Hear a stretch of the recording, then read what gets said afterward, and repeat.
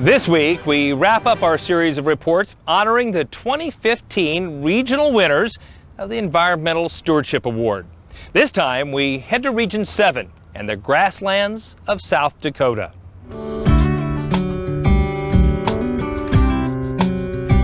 It's late afternoon, and the cattle are on the move at Copriva Angus. This commercial and registered Angus operation is located in northeast South Dakota, on the edge of the James River Valley. Jim and Karen Copriva founded the ranch and raised their son Lee and daughter Angela here. Today, Jim and Lee work every day to care for nearly 400 cows on 2,700 acres. My wife and I bought this place here in '91. She is originally from this area, and so is her family. They've been here for 125 years. We started with 7 cows in 1984, and we've grown since then. I'm the 5th generation. My dad and mom are the 4th generation. It is a family operation. Dad and I exchange labor back and forth and work together and make management decisions together. Like many of their neighbors, the Coprivas were initially grain farmers. However, while much of the land in their area has been converted to crops, the Coprivas have bucked the trend and planted the majority of their acres back to native grasses. There's cattle around, but we see an awful lot of ground being took out of the CRP and put back into crop production. We see native land being broken and put into crop production. It's painful to see it happen. We realize that it's not the best suit for the land and the resources that we have available to farm it. And I think over the long term, it's really been beneficial to have grassland and have established grass on cropland.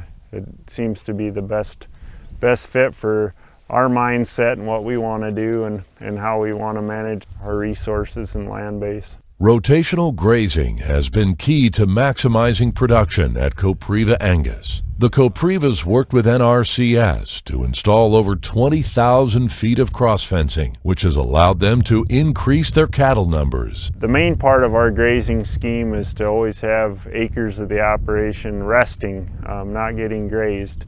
And so if you have the ability through fencing and water development to focus a group of cows in an area of the pasture and then graze it and then move them to another area and rest the area that you had prior grazed, that really is beneficial. It's pretty amazing to talk to neighbors that were here in the area before we started, to have them say how many head of cattle were on a certain area of grass.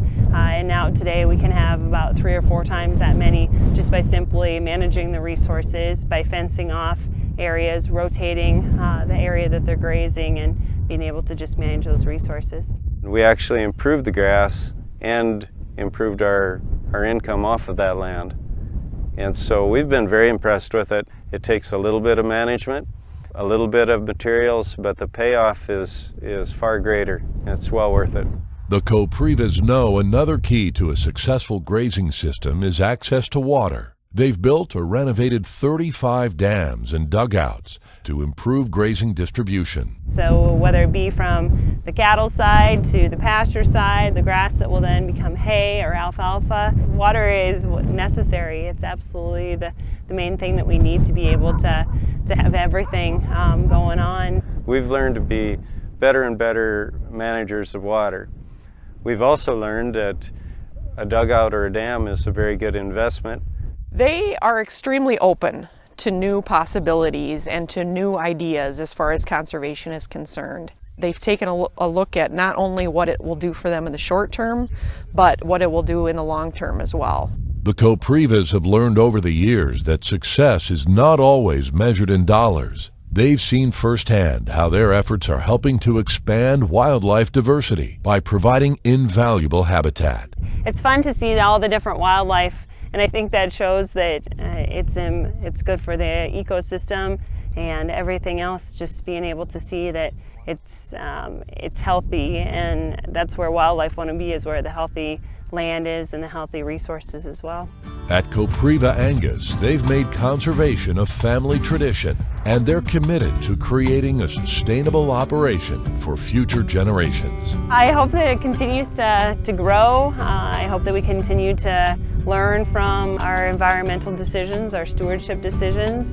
We've seen so many people abuse the resources apparently with no feelings of remorse. They're absolutely looking for the shiniest nickel they can find, and it pleases me that our management allows me to do what I know is right and protect the grass and take care of it and manage it and use it and still have the lifestyle I desire. I think it's our duty here on Earth to take care of the resources that we're given, and I really think that being a good steward is just part of life.